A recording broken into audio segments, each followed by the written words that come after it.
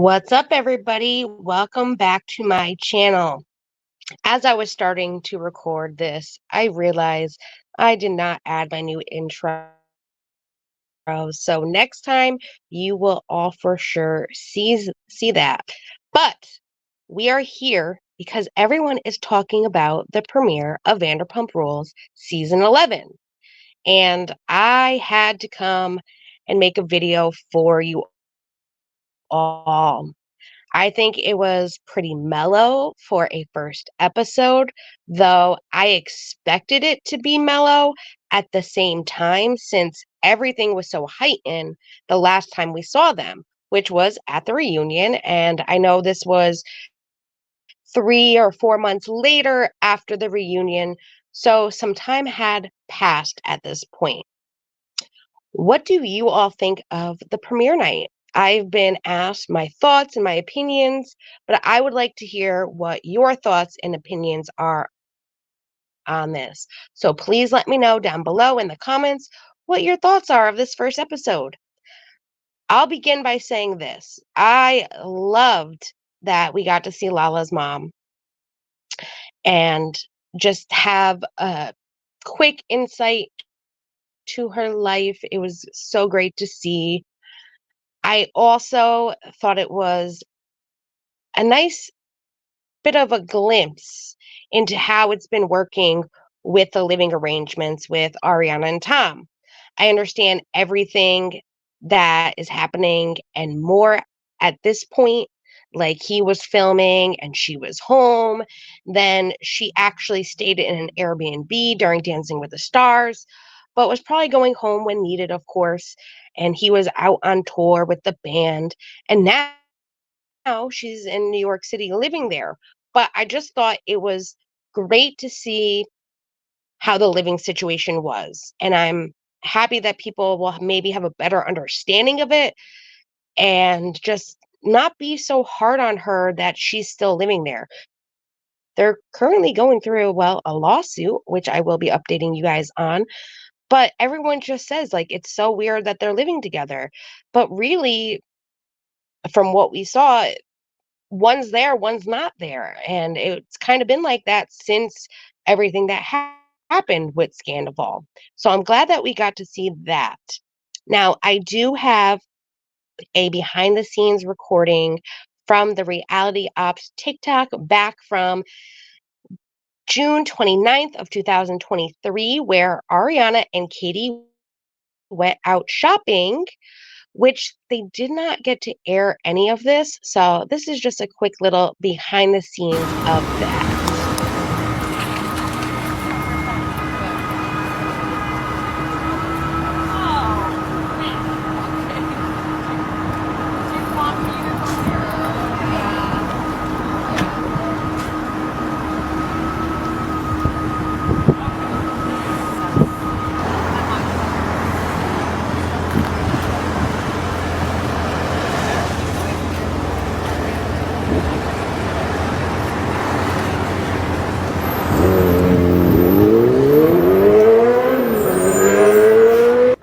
So Backroom caught the girls thrift store shopping for the new shop, Something About Her, and they said that they were getting glassware, little knickknacks, and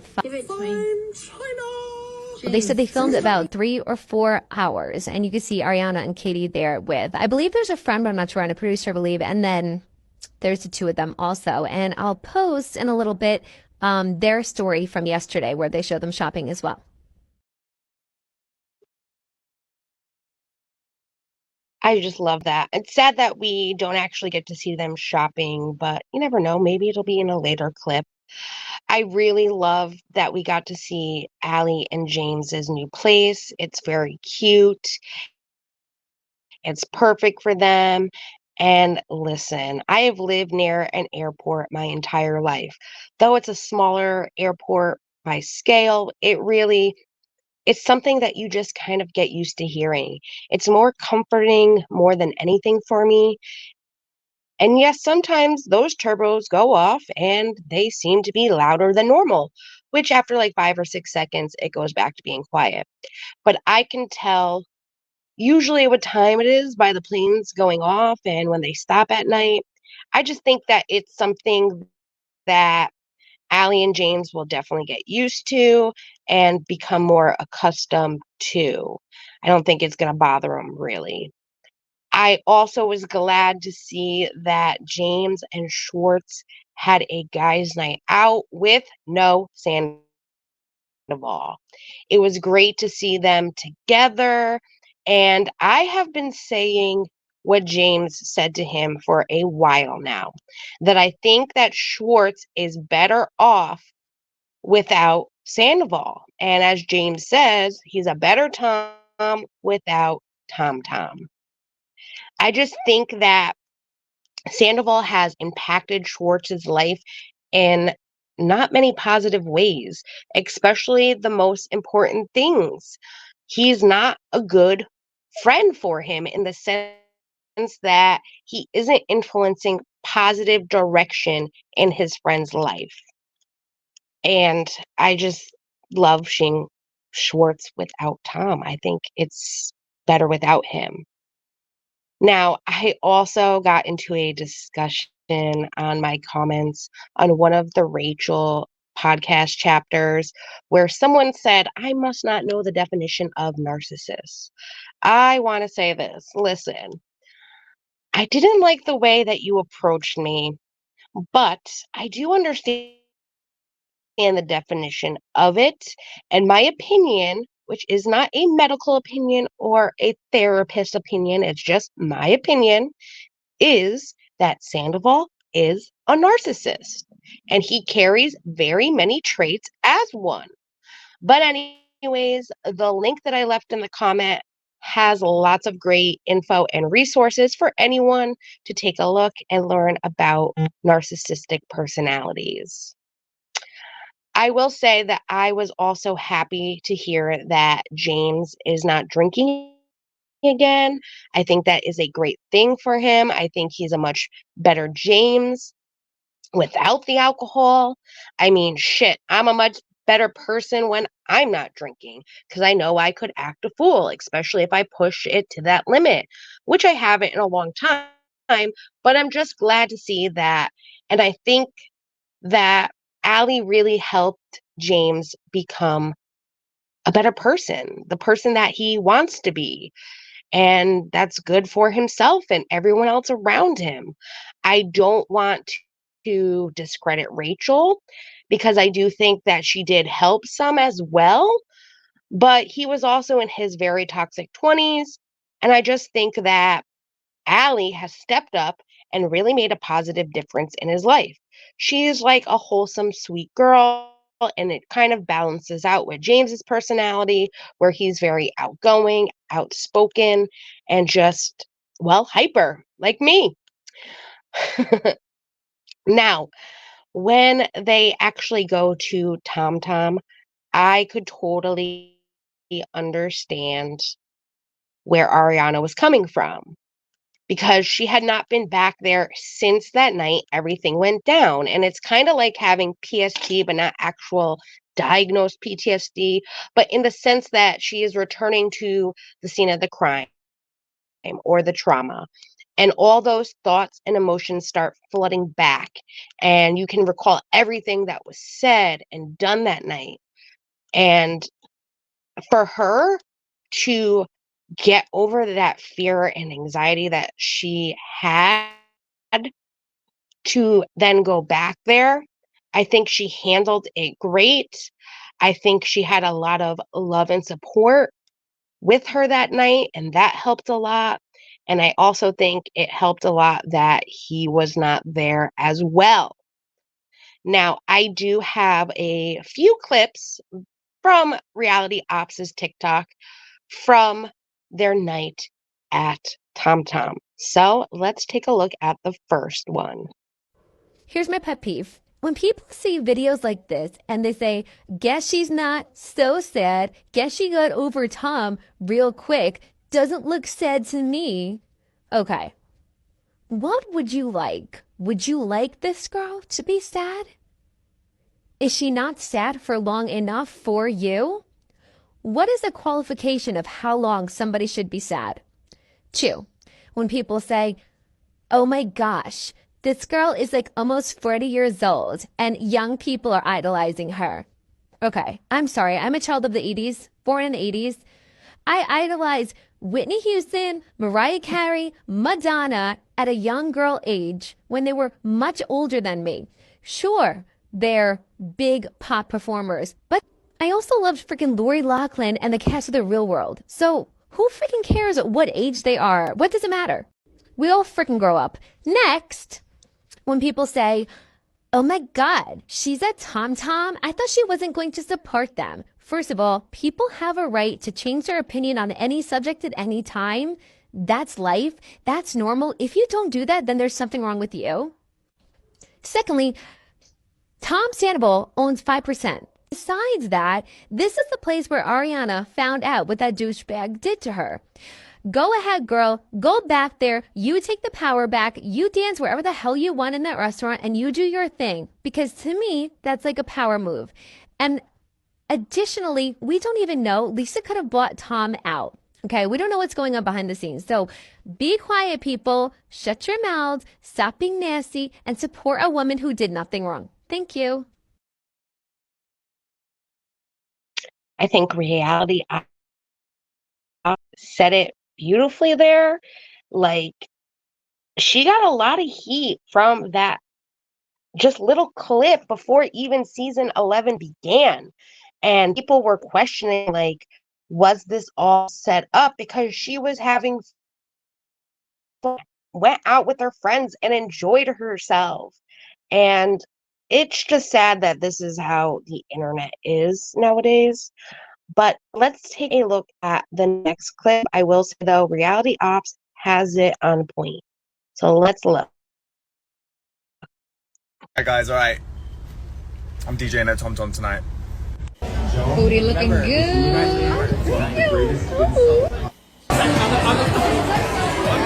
TomTom, baby. But it's JK tonight.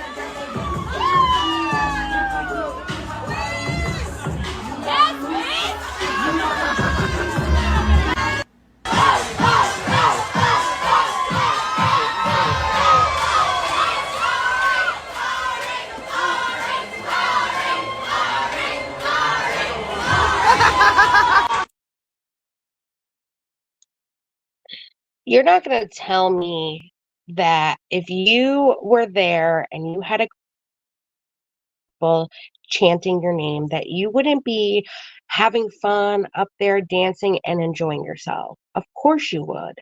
I mean, she had so much support, and that night it was unbelievable. Let's take a look at the next clip I have for you guys.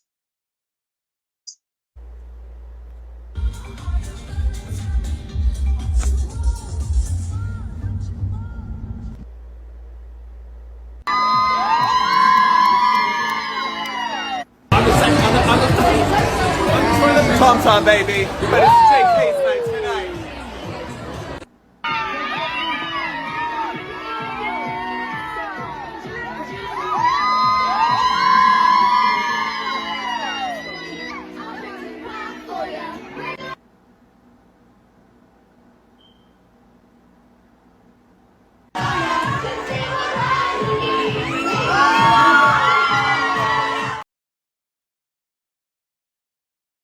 I mean, how cute. They were all having so much fun. I have another clip. This is where everyone was chanting her and she was dancing her booty off. Let's look.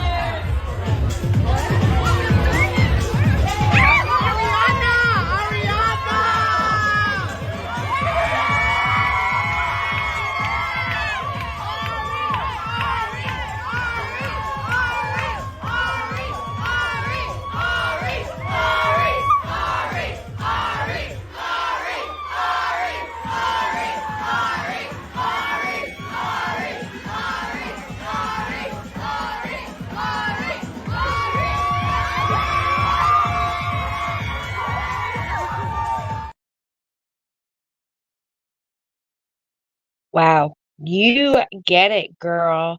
She looked like she was having a blast. Now, the next clip has more music playing.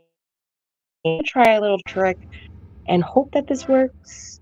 Gonna put some background music on to kind of trick YouTube a little bit.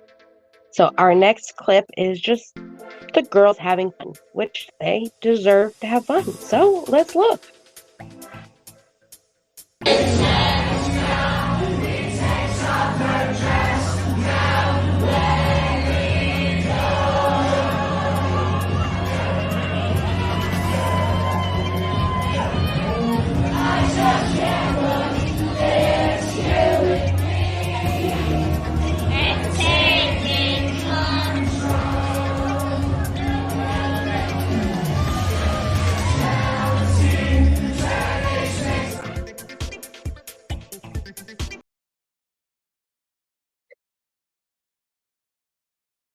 I'll say this, I would be up there dancing with those girls too and having the time of my life. I'm glad that they all got to enjoy themselves and reconnect, and I'm glad they had fun. Now, I will have to agree with Vanderpump because I did not expect that Lala would have been the first person to reach out to Rachel. I can see where at the time Lala was coming from. And I'll say this, that on Watch What Happens Live, which I would show you a clip right now, but I had such trouble with my Lala Amazon Live because I put some Watch What Happens Live clips in there and they kept claiming my videos and I kept having to edit, and that's why it took forever to come out. So if you want, you can go check it out. There is a 20-second clip in my Lala's Amazon that I recently just posted. But she says that the universe worked in ways and that after she sent that, thankfully Rachel did not respond back. But after she heard Benny's podcast, she said she would have not sent it if she had heard that first. I will link the Watch What Happens Live video below where you can see that and other interesting poll questions and clips from her time on the show. But I think Lala was coming from a place that she just wanted Rachel to know that she didn't have to wear this burden on her forever with all the names and things that people are saying about her. That she will get to a point where she will forgive herself, she will have taken accountability and be able to know who she is as a person. And it won't make up who she is and what people have to say about her. I know that Lala also said that like she wasn't planning on talking to her again after that. She just kind of wanted to let her know. And I know at this time right now that Rachel really is lacking empathy still at this point. And I just really hope for Rachel that she can progress and be able to set limits and have standards and not put herself in a position like that again. And it's something that does not happen overnight. When you're working on yourself, it takes time. Now, I do think Lala herself is going through a lot, and we know that she has been because of the whole Randall situation.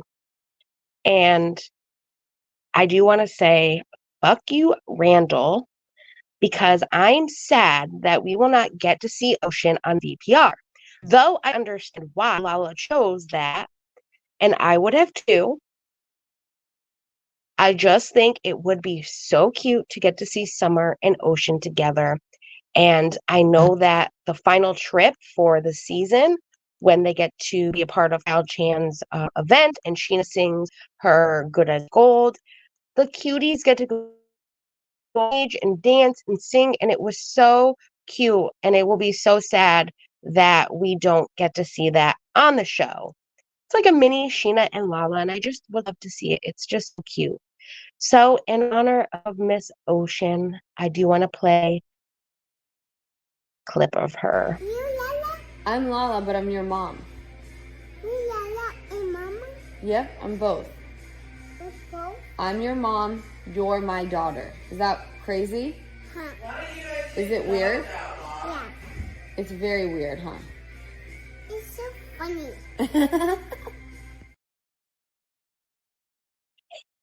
What a cutie pie. I love Ocean. Now, I also was so happy to see that the girls had a girls' night out and they all got to connect and talk.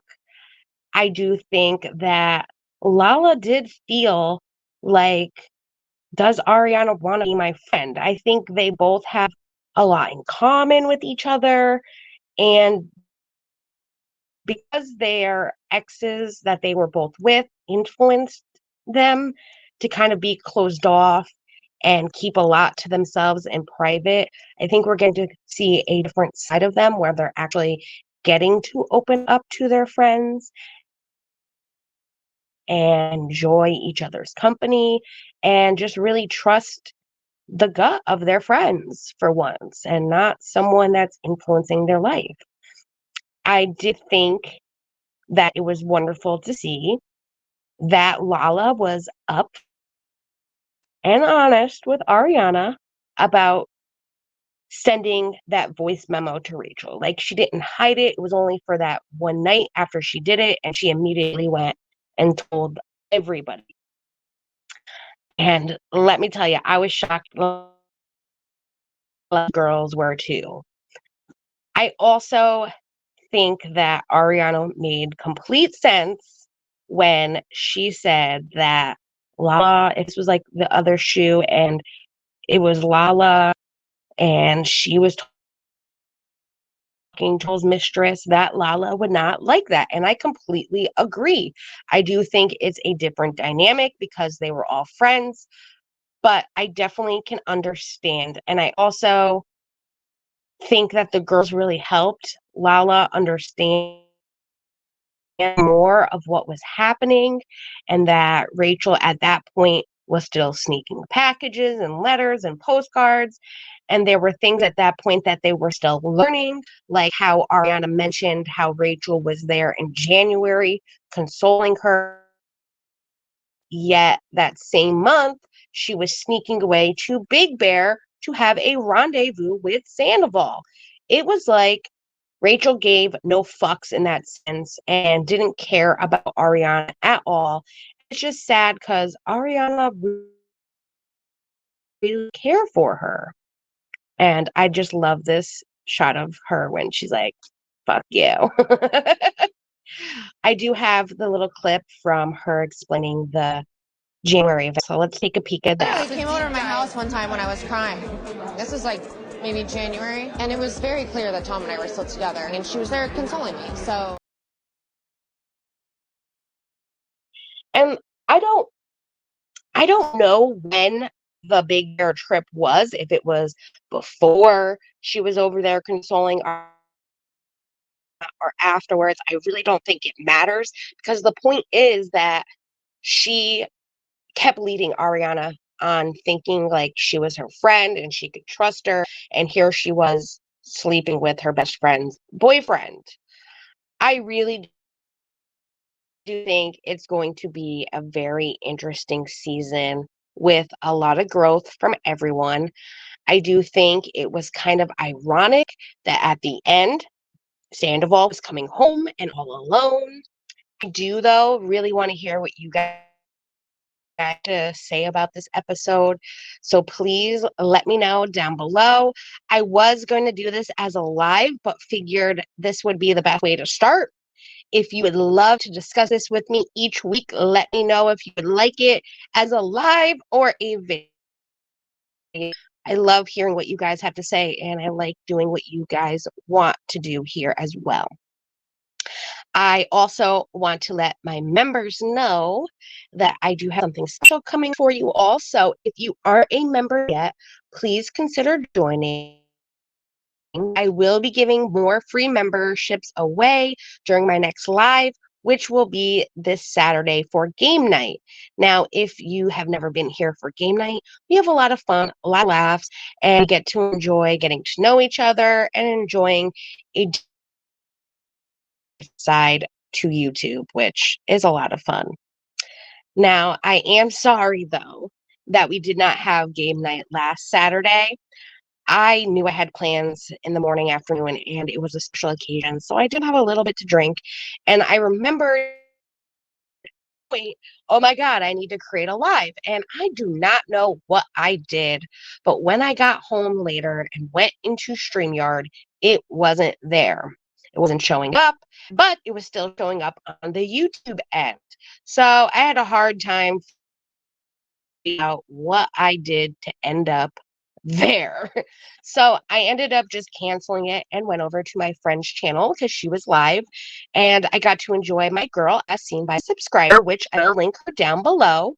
She loves to do commentary on YouTube videos, talking about lots of different things, and she loves to show like body cam footage and talk about different crime stuff where we can all discuss it together and talk about it.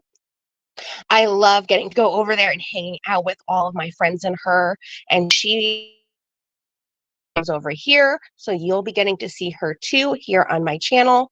I am planning something with her to do like a members only and some other fun stuff here, so stay tuned for that and go check her out. Her link will be down in my description. But that's really it for everything. I do have one little clip from the main titles and how they shot it, and I thought that was really interesting, so I want you guys to take a look at that before we go. We're filming main title, little opening credits, season 11. Here to deliver today.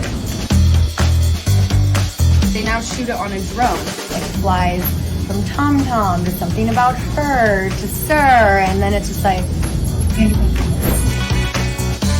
This is my favorite day of the year. I love shooting these. I heard there's maybe confetti guns. It's very calculated, very complex. And it's really cool.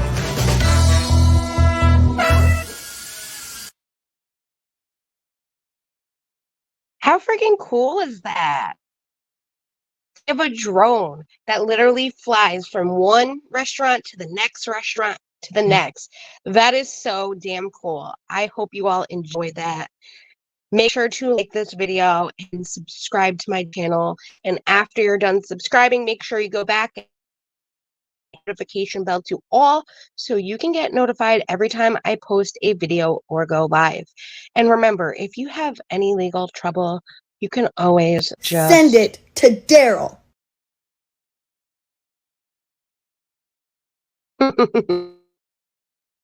I hope you all had a great time. And oh, I forgot this one clip. How can I forget this clip? Ariana's got the wallop. She's an ice queen. I don't really think she was an ice queen. I think you earned her not talking to you. And I don't think you grasp the situation and how much your decisions impacted her life.